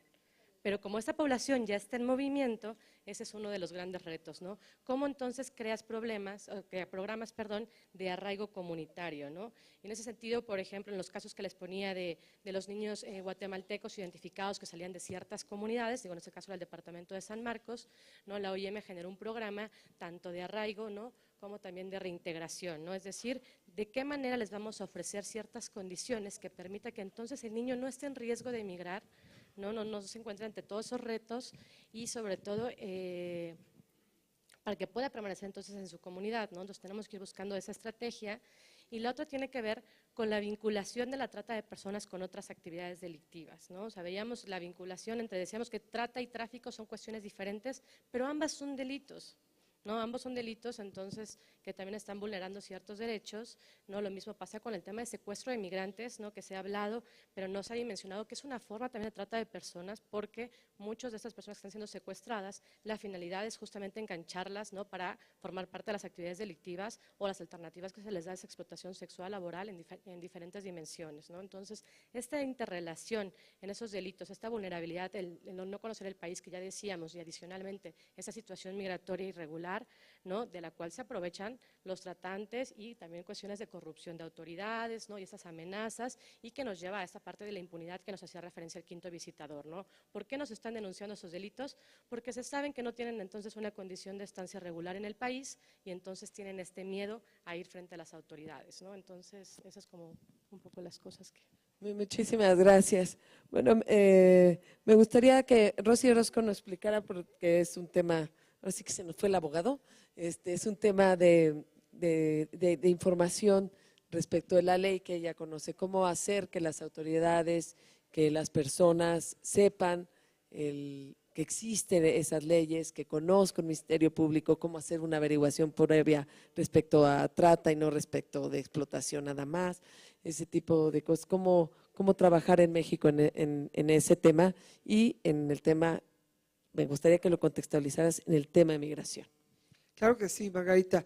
Si me pudieran ayudar con una diapositiva que faltó, que era muy importante, del árbol de la trata de personas, con ello puedo ayudar. Para empezar, mucha gente no denuncia, Margarita, porque ven que no hay en ningún lado nada, ¿no? O sea, no existen acciones. Tenemos hoy solamente 3 estados que han homologado la ley, que es Coahuila, después fue Puebla y acaba de ser Querétaro. Pero la ley es un primer paso, y como bien hemos dicho, ahí están las raíces de la trata, no las voy a mencionar, las han mencionado. Las raíces de la trata es la vulnerabilidad, y entre ello, por supuesto, está la migración. Y el fruto de esta impunidad, el fruto de que un niño o una niña sea víctima de trata y nadie haga nada, es en muchos casos todo lo que sucede en ciudades como Monterrey, por ejemplo, donde el permitir tanta impunidad, tantos giros negros, tantos lugares de explotación, generó una situación gravísima para los ciudadanos y ciudadanas.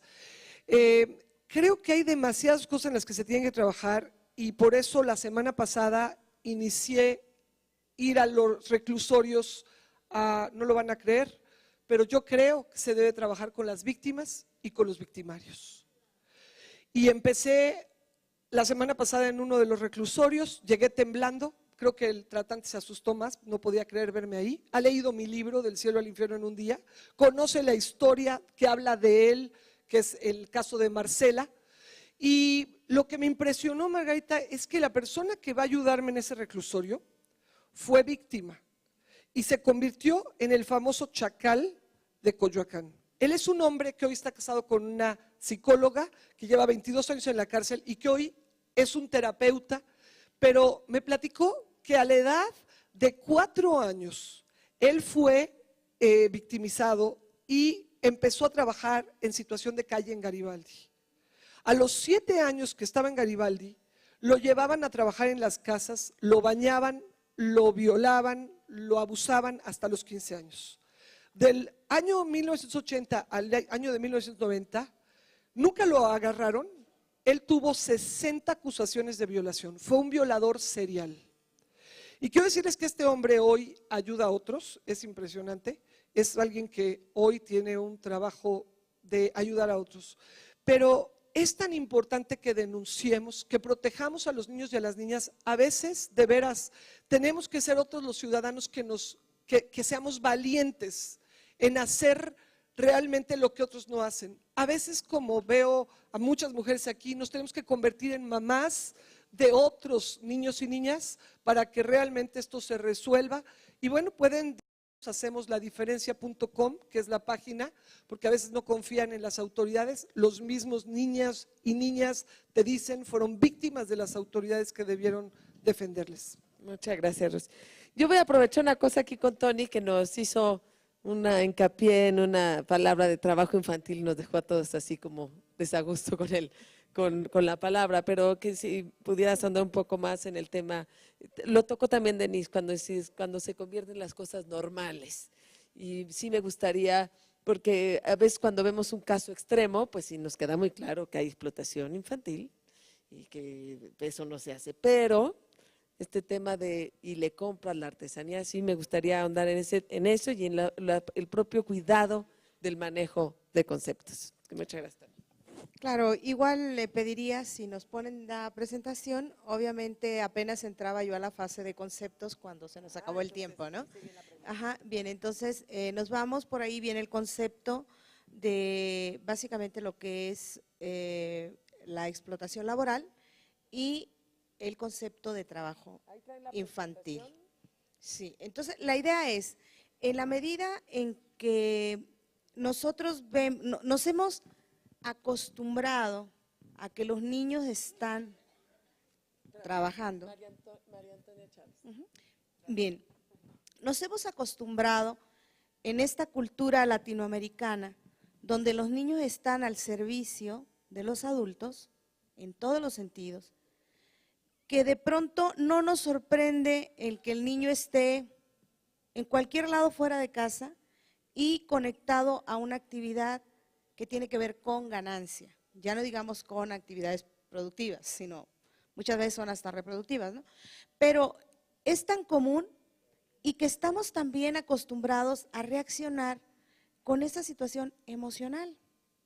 Y claro, quienes se dedican a la comercialización saben perfectamente cómo vender y quién vende más y a quién voy a utilizar para que venda.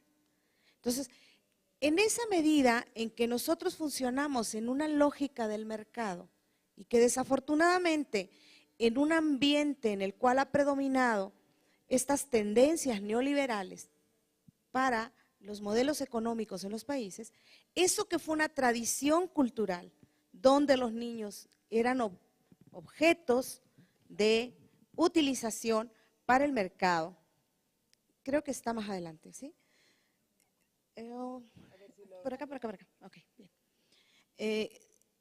En esa medida que nos hemos acostumbrado a que la prioridad es el mercado y los niños pueden ser sujetos que favorecen las ganancias, entonces nosotros vamos a desarrollar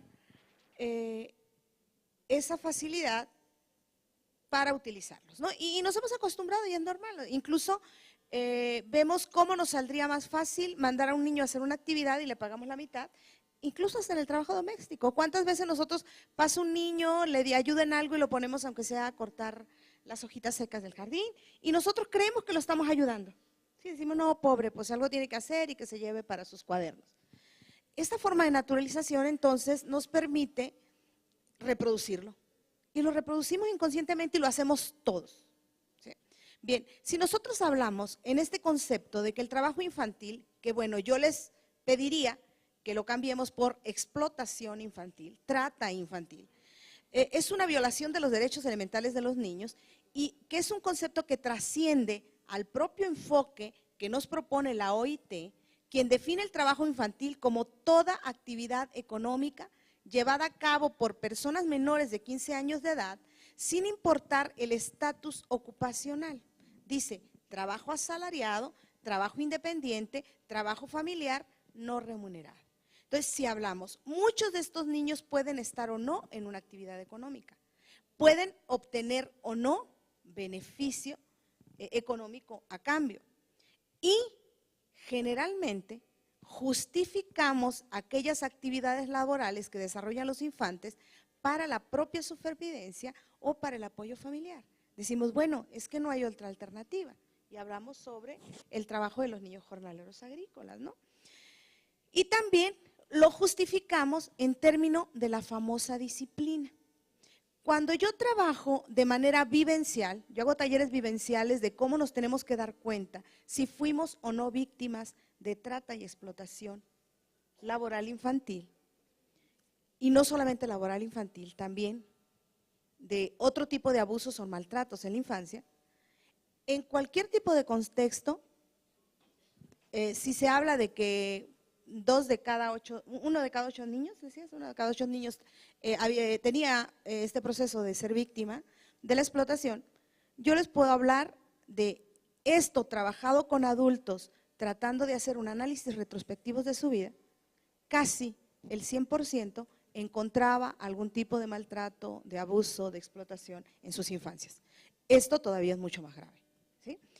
De diversas formas de explotación. Entonces, cuando hablamos de esto, y si nosotros nos quedamos solamente con el trabajo infantil en estos términos, y si lo cruzamos con el concepto jurídico de lo que es la explotación laboral, y hablamos que la explotación laboral existe cuando una persona obtiene directa o indirectamente beneficio injustificable, económico o de otra índole de manera ilícita, mediante el trabajo ajeno, sometiendo a la persona a prácticas que atenten contra su dignidad, tales como condiciones peligrosas o insalubres, sin las protecciones necesarias de acuerdo a la legislación laboral, a las normas existentes para el desarrollo de una actividad o industria, a la existencia de una manifiesta desproporción entre la cantidad del trabajo realizado y el pago efectuado, el salario por debajo de lo legalmente establecido, y entonces dejando afuera todas aquellas acciones que se realizan en aquel trabajo sin remuneración alguna y que se asume que las condiciones no son peligrosas o insalubres. ¿Quién deberá determinar entonces si estas acciones son peligrosas o no? ¿Quién deberá determinar si ese tipo de trabajo realizado corresponde o no a la remuneración adecuada cuando nosotros tenemos un salario mínimo que la verdad queda en los índices de la vergüenza? Entonces, ¿cómo determinarlo? Y para entrarle entonces a esto de lo que es la trata, de lo que es la explotación laboral y cruzarlo con el trabajo infantil, entonces realmente necesitamos esa reconstrucción cognitiva. Muy bien, ya me pidieron que hubiera, o sea que solo tengo derecho a darles derecho a 2 preguntas. Y entonces acá, bueno, vamos a poner aquí, vamos a hacer una cosa, vamos a hacer 1, 2, 3 y anotan ustedes, tienen con qué apuntar, te doy una tarjeta aquí. Por ahí me tienen una tarjeta que, bueno, yo te presto aquí las que tengo. ¿Sí? Ok. Y les voy a pedir a los 3 que hagan la pregunta lo más breve posible y para que cada una conteste, yo les voy dando la palabra como quiera más o menos. Adelante. Muchas gracias. Ábreme el micro. El micrófono de acá, de este lado, por favor. O sea, van a hacer las 3 preguntas seguidas y ustedes responden las 3. Más bien un comentario, una aportación y una felicitación para todas las ponentes. Y la señora tiene razón en cuanto a su planteamiento. Somos la organización Colibrí de Tijuana, Baja California, y nuestro objeto social es el diagnóstico y prevención de maltrato infantil. ¿Cómo hacer para que sean tomadas en cuenta nuestras acciones preventivas, las de intervención y atención con niñas, niños y adolescencia en situación de riesgo delictivo, en situación de riesgo de embarazo, en situación de trata, en situación de explotación, que toda esa población la tratamos directamente? Somos un organismo destacado en México, reconocido por la Organización de Estados Americanos en la Cumbre de las Américas, por lo tanto somos actores sociales con un Observatorio Interamericano de Seguridad Ciudadana, también asociado al Departamento de Información Pública de Naciones Unidas, y venimos de Panamá, del encuentro anual del Banco Interamericano de Desarrollo, donde el concepto de seguridad ciudadana ya cambió a seguridad humana. Por lo tanto, ¿cuál es el mecanismo interno de coadyuvancia y colaboración para que nuestras acciones no se vuelvan invisibles? ¿Y cómo lograr la atención de las gentiles damas presentes para tener esa colaboración directa sin intermediarios y poder dar respuesta a los seguimientos del Comité de Violencia Infantil de la ONU, cuyo concepto integral maltrato infantil científico contempla todas las formas y categorías que ya se están observando y trabajando en esta reunión? Es muy importante que nos acompañen en esta implementación en cuanto al seguimiento y respuesta a la declaratoria de la OCDE, que dice que México es primer lugar en maltrato infantil y de México Tijuana en primero en pornografía infantil. Por lo tanto, solicito de la manera más atenta, sean tan amables de acompañarnos desde Tijuana, Baja California, a la respuesta que daremos a la OCDE, a la UNBAC, este informe que presentaremos al Banco Interamericano de Desarrollo y también a la Organización de Estados Americanos en este observatorio. Cabe mencionar que estos 18 años y 15 de haber terminado este modelo integral de intervención comunitaria fue sin sueldos, sin viáticos, sin aguinaldos, sin regalías y sin auspicio al proyecto. Por lo tanto, creo que ya somos merecedores de atenciones efectivas, reales, acompañándonos también con auspicio, porque los expertos nacionales ya nos acompañan en este momento. Los expertos nacionales de alta especialidad en estudios de maltrato, es necesario se les respeten y ellos son los que van por delante. Muchas gracias. Nada más, yo sí quiero, bueno, también están las otras mesas hay una especial de modelo de intervención para la prevención y erradicación del trabajo infantil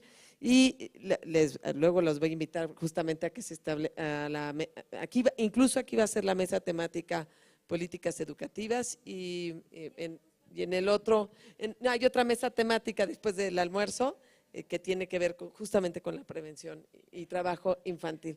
Es que ahorita que dijo, y sin auspicio, y sin viáticos, y no sé qué, pues seguro ustedes así también han trabajado y trabajan. Aquí adelante, muchas gracias. Saludos a Tijuana. Bueno, entonces le dieron a él, y ahorita te damos aquí adelante.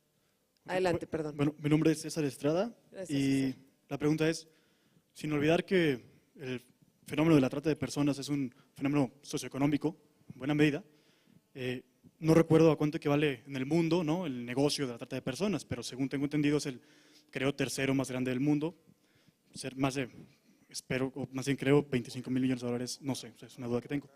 Y mi pregunta es, en México, ¿no?, ¿a cuánto equivale, ¿no?, el negocio de la trata de personas? Y una pregunta sería, ¿a dónde se va todo ese dinero? O sea, ¿cómo se inserta, ¿no?, en nuestra economía, en nuestro sistema financiero o fuera de México? ¿Y cuáles son las medidas que en ese sentido están adoptando para atacar la razón principal de la explotación, que es la ganancia económica? Y en ese sentido, hablar aquí de un tema que es, pues, básico, cuando se habla de migración y de trata de personas, es la política exterior mexicana, en materia migratoria obviamente, y el diálogo que hay con Estados Unidos. O sea, no podemos olvidar que las directrices de Estados Unidos han sido bastante fuertes en cuanto a cómo se aplica la política migratoria, y creo que si se va a hacer algún tipo de política integral para atacar este problema, pues es indispensable, ¿no?, también ahí balancear las negociaciones con Estados Unidos y poner un poco más arriba los intereses de la nación mexicana o del gobierno, del Estado, que los de otro país. Y finalmente, cuando hablamos de la responsabilidad de la sociedad, nos toca ser denunciantes y hablar y alzar la voz, creo que es bien importante. Sin embargo, creo que también es riesgoso, ¿no?, llegar al punto en el cual ya quitemos de vista esta idea de que el Estado es el principal responsable, ¿no?, de la seguridad de las personas en todo momento. Y cuando se habla, por ejemplo, decía Kim Sánchez, de esta idea de una extensión de la explotación de los niños hijos de jornaleros agrícolas, pues ahí ya no es como en el caso del crimen organizado, ¿no?, que se comete un delito, ¿no?, en contra de alguien, hay una persecución y demás, sino son víctimas de un sistema y ahí la responsabilidad del Estado es vital, ¿no? El punto es no caer, ¿no?, en ese tipo de discursos peligrosos. Y bueno, es todo. César, gracias. Bueno, creo que ya aquí ya no dieron el derecho, ¿verdad? Bueno, ya que adelante. Bueno, yo vengo de la Dirección General de Educación Indígena. Realmente mi pregunta es muy rápida. Quisiera tratar muchísimos temas. Yo creo que a quien no le mueve el corazón cuando escucha este tipo de temas de trata, o sea, es muy raro, ¿no? O sea, yo creo que a todos nos hicieron vibrar con lo que nos acaban de decir.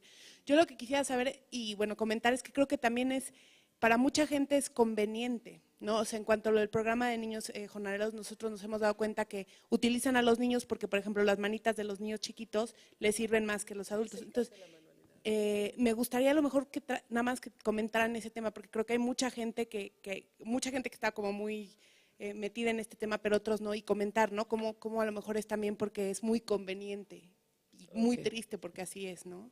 Muchas gracias. A ver, vamos a ver la parte de lo que es el negocio de trata. Le voy a pedir a Rocío Orozco que la conteste. Y ven, y si alguna otra aquí, por supuesto. El micrófono vaya. Gracias, César. El negocio internacional, según la ONU, deja 32,000 millones de dólares. Es el segundo negocio de la delincuencia organizada. Y está así porque desgraciadamente hay muchísimas autoridades involucradas, pseudoempresarios. El lavado de dinero en esto apenas se empieza a trabajar en ello. Ya hoy en día ya hay capacitación de parte de Estados Unidos para que localicemos esos flujos de dinero. Precisamente Tijuana es un problema muy serio. Y yo les diría de una parte preventiva importantísima. De verdad, votemos por gente que sí le importa el ser humano, que antes de prometernos cualquier cosa, va a prometernos que esto que es el segundo negocio de la delincuencia se va a acabar, porque sin ello nunca vamos a tener condiciones de prosperidad si permitimos cualquier tipo de esclavitud.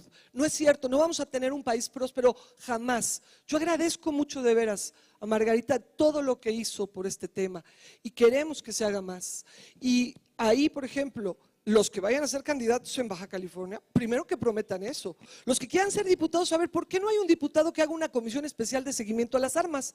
Es el tercer negocio de la delincuencia. Y sabes, César, sí tenemos que ser muchos los valientes. Entre más seamos valientes todos, menos estamos en riesgos los que estamos trabajando. Muchas gracias. Nada más, la ley de lavado apenas se aprobó en octubre, entonces también eso tiene que ver, César, con una serie de temas de informaciones. Le voy a pedir a Denise también, y yo sé que hay muchas preguntas, se los juro que van a estar por aquí ellos, y entonces lo preguntan. Denise, adelante.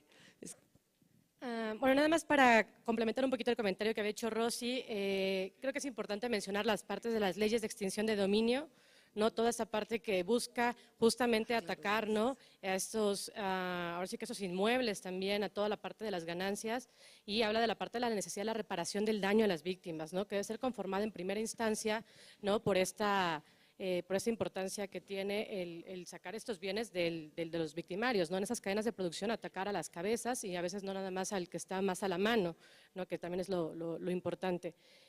Contestando el tema de migración que preguntaban, efectivamente es importante, ¿no? En esa política también migratoria integrar esos mecanismos de detección, ¿no? de migrantes víctimas de la trata de personas, ¿no? Como sabemos hay estos flujos migratorios mixtos que se habla, personas que están saliendo con necesidades de protección internacional, con alta situación de vulnerabilidad, y es sumamente importante, ¿no? Detectarlos de una manera correcta, ¿no? Y brindarles toda la atención integral, incluidos los mecanismos tanto de regularización en territorio nacional como los mecanismos de repatriación, y todo eso con miras a una reinserción adecuada para que no puedan, no sigan pasando esas situaciones. La pantalla está así como ya. Ahorita. Entonces, no, pero se la paso a Tony Kim, ¿tú terminas? Okay. Bien, cuando tú hablabas en términos de qué tanto estaba relacionada la cuestión de la explotación laboral de una persona y la relación que tiene con la cuestión de la delincuencia y del tráfico de drogas y del tráfico de armas. Simplemente, por ejemplo, cuando se trafican drogas o armas, que por supuesto se obtienen bastantes recursos, es una venta que se hace por única vez. Cuando se vende una persona, se vende innumerables veces. ¿Qué será más reditable? Si el problema de la trata y de la explotación no tenemos la capacidad de abordarlo ya, va a tender a ser el primer negocio, ligado por supuesto a las cuestiones delictivas, sí, con crimen organizado. Entonces, con eso cierro. Yo finalmente nada más quería comentar y los felicito por el trabajo que hacen. Creo que lo que ustedes hacen es, digamos, como que nos están dando la pauta, y ya lo mencionaban aquí antes algunos de mis compañeros, son redes locales vigilantes que estén permanentemente impulsando. Necesitamos la voluntad política del gobierno, de las autoridades, eso sin duda, pero la autoridad, esa voluntad política no se logra, no amarra si no hay a nivel de base una vigilancia estrecha para que no se cometan. Por ejemplo, como mencionó, es muy famoso, digamos, el uso de lo que llaman las cuadrillas de morros, ¿no? O sea, los niños pequeños que pueden atar cebollines y que pueden hacer ciertas labores que son altamente rentables.